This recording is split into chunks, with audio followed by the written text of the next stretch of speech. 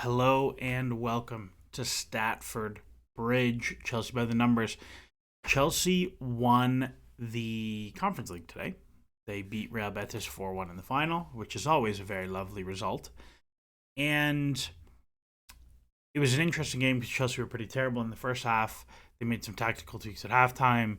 Most importantly, they just did the play better adjustment in the second half, and they come away a pretty comfortable 4-1 winner. Two pretty gross assists by Cole Palmer. And then Jadon Sancho scores a very nice finish, and Caicedo scores a deflected shot from outside the 18, and it's glossier than it probably was. We're not going to talk about that game that much, but Enzo Maresca made some pretty adept tweaks and definitely made the right subs at halftime of that game. So I thought it would be a good time to fold in what I'm calling Enzo Maresca's report card for the season. The things I think he's done well, the things I think he's done poorly, the things I care about in a manager and evaluating a head coach for Chelsea.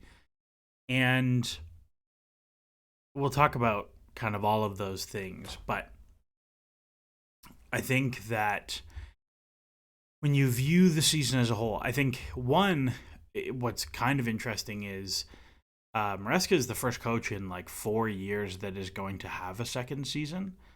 And so now it's actually okay, these are the things you did well. These are the things you did poorly. You have to improve on these, and you have to continue to do the things you did well, as it were. So let's get into it. In terms of what I'm evaluating him on, a couple main categories. So the main things he's being evaluated on: match plans. So how well do Chelsea set up to play their games? In match coaching. So if it's going well or it's going poorly, what decisions does he make? Whether those are subs, shape changes, whatever. Player improvement. Are players getting better under his tutelage? Squad usage. How well is he rotating the squad? Is he using vaguely the right players? Is he overplaying some players? That sort of thing. Academy. How many are coming through? What looks are they getting? That sort of thing.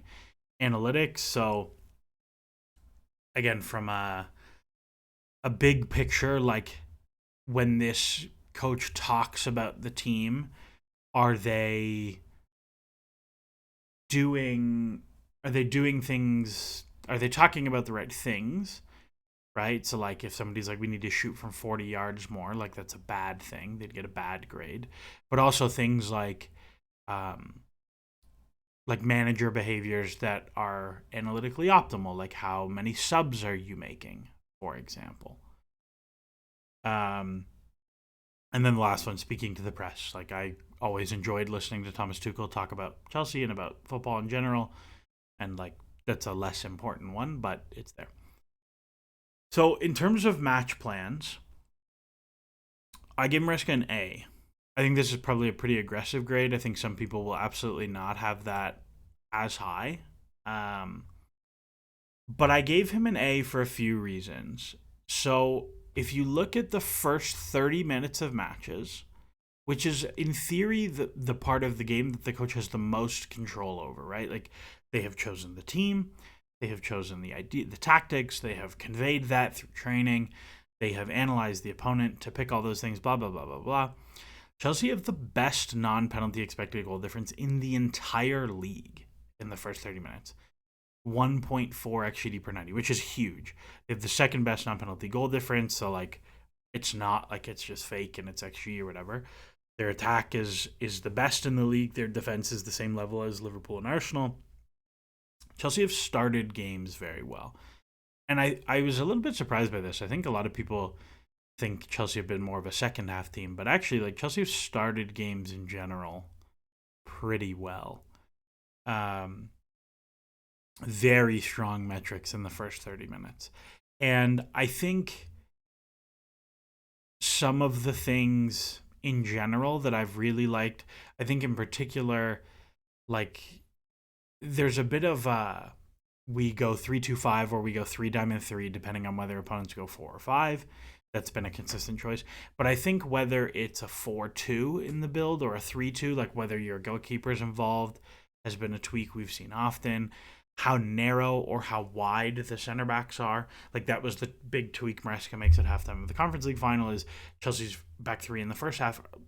Chalobah and Cucurella are super, super, super wide. So when Betis defend, they start wide. So when you play Palmer or Enzo showing diagonally low to get the ball, they are forced wider and deeper to get it, and the ability for the wingers to come back and defend them is much easier. In the second half, that distance shrunk dramatically. So now when Palmer and Enzo get it, they are more central, they are higher up the pitch, and the distance from the next line to help them defensively is further. And as Betis tired, Palmer gets the ball in like basically 1v1 situations all the time now instead of 1 plus help or 2 plus help.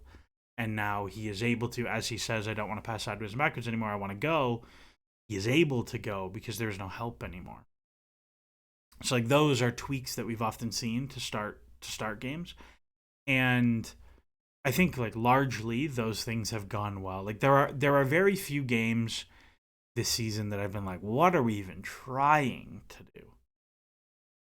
And the thing that I would say stops it from being like an A plus, where I'm like, yep, you nailed it, is I think some of the fullback decisions have been pretty poor. Like even if you look today, like Malagusto starts and is the one going inside. We've seen pretty consistently that it looks much better when Gusto is deep and Cucurella goes into midfield.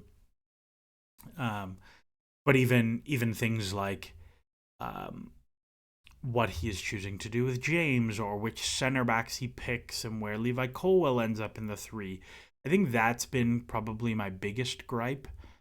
And the fact that we never really saw the Lavia, Caicedo, Enzo midfield three, Palmer as a winger, Reece James as a right back. I think that's the thing that I'm like, we just see it a few times. So that's why it's not an A plus. But I think in general, this has been probably the strongest part of Enzo Maresca's game. I think largely the match plans have been pretty good, and that's very much borne out in the metrics. So an A for match plans. The flip side of that is in-match coaching, right? So what decisions are you making when things go wrong or you have to change things? And I was significantly less impressed digging through the data here and kind of reflecting on the season. And there's a couple things. So first, Maresca has been one of the least substituting coaches in the league. Chelsea were third bottom for subs all season. That's unacceptable. Subs are tremendously beneficial. There is a point in basically every match where the freshness of the substitutes overrides the gap in quality between starters and subs. Maresca has not really acknowledged that. His subs have been later. They don't play as much as other teams. He's actually about like mid-table for sub minutes per sub, but very low sub volume. And that's kind of borne out in some of the data as well, where like Chelsea have a negative expected goal difference in second halves if they're tied or losing, right? So when, in theory, those are the situations you need to change the game the most. Chelsea have been quite poor in those situations. Now, there's not that many of them. It's the equivalent of 10 games worth, so it's like 20 second halves. But they've been generally quite poor in those second half minutes. So that's the one I look at and I'm like, that's not great. And so I give Maresca a D. And that's like pretty negative. But I think one of the things that I think is really critical when you think about young players is that their ability to change pictures and to see things in real time is very poor because they just haven't seen that much, right? Like they're quite inexperienced. Like if you think about like the best Madrid teams that won Champions Leagues, you have Toni Kroos, you have Luka Modric, you have Casemiro, who are like, yes, there is the match plan and the things they're trying to accomplish, but also like they have a pretty innate ability through years and years and years of big games and successes and failures that they're like, actually, yeah, like we can tweak this here, and it's still within the big picture of like you're not going rogue or anything, but it's a tweak in that moment. And so when I look at this young team, I like think that's a pretty big point of emphasis for Enzo Maresca in 2025, 2026 is like, yeah, your adjustments definitely need to be better. If you look at the if you look at the table, second half's tied or leading. Liverpool and Arsenal batter teams. Liverpool especially destroy teams. It is very hard to defend and lead against Liverpool. You simply cannot be down here. It cannot happen. Because it's going to happen. You're going to be behind. And to be fair, like I throw Conference League, I throw the game against Betis in here. Like Betis are vaguely a mid-table or slightly worse Premier League team. Like, yeah, Chelsea smacked them. It was like plus 1.5 XG in the second half. Smacked them. But I think that is a point to keep in mind for next season. So I gave Maresca a D there. Next one up is player improvement. And I think when you look at it holistically, it's like vaguely fine. Some players I think made really positive progress forward. Nani Madueke is way, way, way better than last year. Like there is no way to slice it. He tripled his XG output. His shot quality is more than twice as high. His shot volume is higher. Like everything about Nani Madueke's season, you're pretty happy with. He's a very frustrating player to watch sometimes, but miles, miles better than what it was last year. His dribbling numbers are all the same. Like you're really happy with Nani's season. I think other guys like Moises Caicedo, I think Caicedo was pretty improved this year. He was a more effective forward passer. I thought he was better at taking space on the dribble. He gave you the same level of awesome defensive output. Like you're pretty happy with the steps that he made as a player. I think Levi Colwill is a player who took a really big step forward this season. And then I think you look at others and you look at Cole Palmer. Cole Palmer has a little bit of a down year. His numbers are not as different as people would have you to believe. Like the big thing is he just didn't take as many penalties, and Chelsea finished quite cold on his XA. But he had a good season. He looked great, but I think he was considerably worse. Not considerably, but somewhat worse than last year. And that's not great. That's suboptimal. Like he turned it over less, but he also created a little bit less. Like you'll live with 3 more turnovers a game for an extra quarter of an expected goal or whatever it is, right? And so I look at it and I give him a C minus. I think guys like Tyreek and Josh came a really long way this season as young players. I think guys like Malagusto took a really big step back. I think Jackson probably stagnated a little bit, if anything, a little bit worse. And so that I look at, I'm like, it's not great. C minus. And so when you look at the group of players for next season, Tyreek and Josh are now not fresh academy grads. Like they have very different requirements and expectations for them into their next season. You look at guys like Esteval coming in, Andre Santos coming in. I'm sure Chelsea will buy more young players this summer, helping them grow in what is now a more difficult context, right? You don't have Conference League to just feed them minutes. It is a difficult challenge. And so this is something I will be paying a big, big attention to next season for Enzo Maresca. Next kind of evaluation category is squad usage. I was largely very happy with this. Chelsea played the youngest squad in the league. I believe it's the youngest squad in Premier League history in terms of minutes weighted average age. They played about an average number of players at 29, which I think is a good number for a season. If you look kind of at the bigger picture, if you include all competitions, 23 players played more than 1,000 minutes. 0 players played more than 75% of the total minutes. Last season, it was 17 played over 1,000, and 5 players played more than 75% of the total minutes. And some of that is you didn't have Conference League to kind of reduce those totals. But and to conversely boost it up. But I think largely I'm pretty happy with the squad usage. Uh, I thought Maresca was pretty not brave, but I think he approached Conference League the correct way in using it as a B team competition to keep people fit and to keep people sharp for if they have to come play for the first team. If there are players that I want to gripe over their usage, it's probably Caicedo and Cucurella who played too much. Probably Enzo.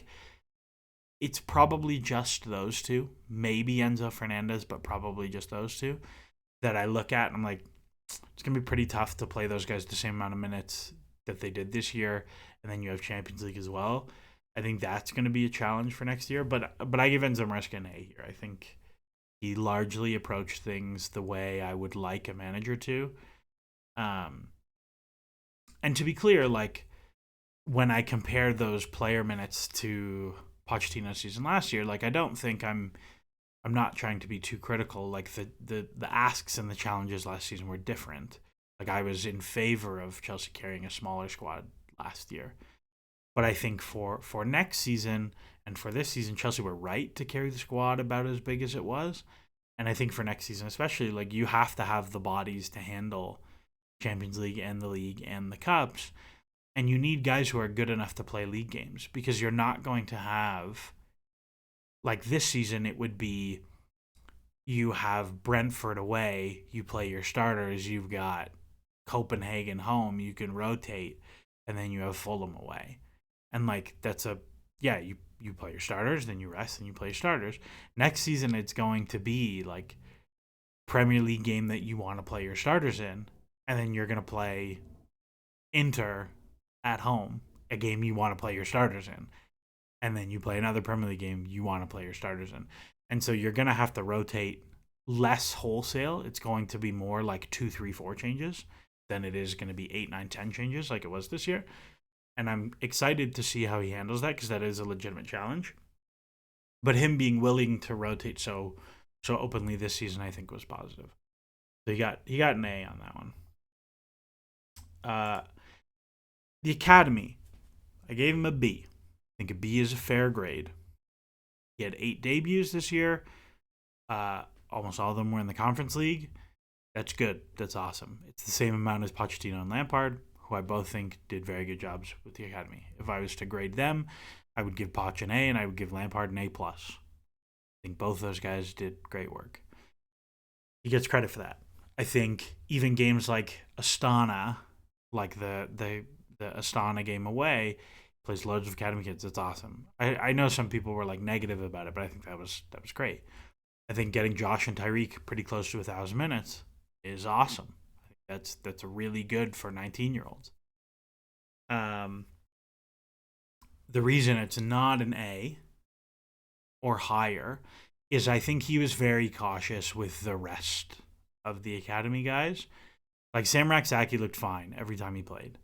Shimuka looked useful every time he played. Reggie Walsh, which is like Reggie Walsh is the most aggressive one, right? Because he's 16. Like that's really cool. But I think he could have been more aggressive with the Conference League usage for a lot of these guys, particularly early in the competition. Like we could have seen more of those guys against Genk and against Panathinaikos and before the end of the group stage. Those I think are legitimate criticisms. And now the place to put it is like in 2025-26, you don't have Conference Leagues. It's going to be difficult to find these guys minutes. Where are you finding time for Josh and Tyreek? Because they have to play. Like they're both very good young players. And if they're not going on loan, which we'll see what happens, like my preference would be for them both to go on loan. And I would probably send them to Strasbourg. But you got to find time for them. And like maybe you want to keep Josh around. Like maybe you can find him another 1,000 minutes. But it's like he's got to play. They got to get minutes under their belt. They got to get games. So that's, I think, going to be a pretty big challenge for 2025-26. But for this season, a B. Analytics. Give him a C. There's a couple things. So one is that the team's numbers are all better. I forgot to replace this graphic with the final day of the season stuff, but the team's numbers are all better. That's great. Whatever. I think their profile is also like pretty clearly.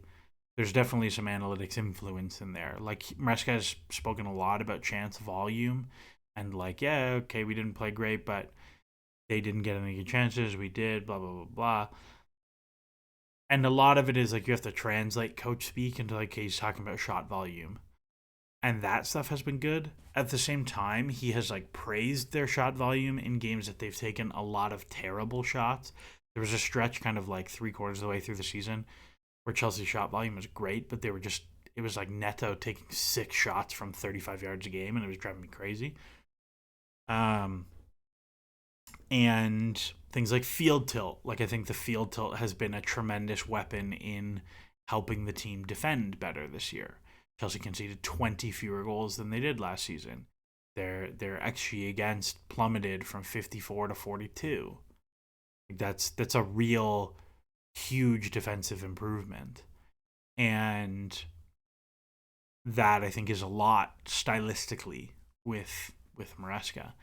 And at the same time, the XG per shot is not bad, but it is worse than it was last year by some amount. It's all like if you look at it, like Chelsea take 50 more shots, 50 more shots than they did last year, like almost 2 shots a game more, which should be something like, assuming they're the same quality of shots last year, that's like it's like 7 xg more almost, and yet Chelsea are lower on xg, so like that's not great. So that's one I look at, and I'm like, generally, if you were analytically inclined as a coach, you'd be thinking about chance quality a little bit more, and that I think is a place that Chelsea have hurt. I don't talk about the set pieces on the slide, but the set pieces have been quite a bit better as well. The attacking side, there's something like 25% better regarding more shots per corner. The quality of those shots is up, and him getting out of the way and letting a set piece coach do that, I think, speaks positively for him. But I give him a C. He's about average. Nothing special here. Tuchel, I think, was much, much further along in terms of his understanding of data. And the last category is speaking to the press. This was a D- because he just doesn't say anything. He is not ever critical of players publicly. That is a huge win. I very much hate when coaches dig players out publicly. I think there is zero gain. I think there is not even a single iota of upside to dig players out publicly. The closest we've got is like, yeah, Nico's upset because the teammates are mad that he got a red card against Newcastle. Like, that's the closest we've gotten to anybody being dug out. That's fine with me. That is a good thing. At the same time, he like never says anything of consequence. He will often contradict himself in the same press conference. He says whatever he wants. But it's never fun. Until the final day of the season, after Chelsea beat Nottingham Forest, he told the journalists to F off, which I thought was very funny. And so I gave him a C just because I thought that was great. So let's see what next season looks like. But whatever, this is the most inconsequential one, but I think he doesn't really say anything of note in most press conferences. Again, if you compare back to, I don't think Pochettino really said anything worth saying, but Pochettino would like actively dig people out, which I didn't like. Lampard was like pretty boring. In that he didn't really like, the football stuff wasn't great, but the like personal stuff was good. And then Tuchel was like excellent across the board at this. So yeah, if you look kind of at the whole grades, an A in match plans, a D in match coaching, a C- in player improvement, an A in squad usage, a B in academy, C in analytics, C in speaking to the press.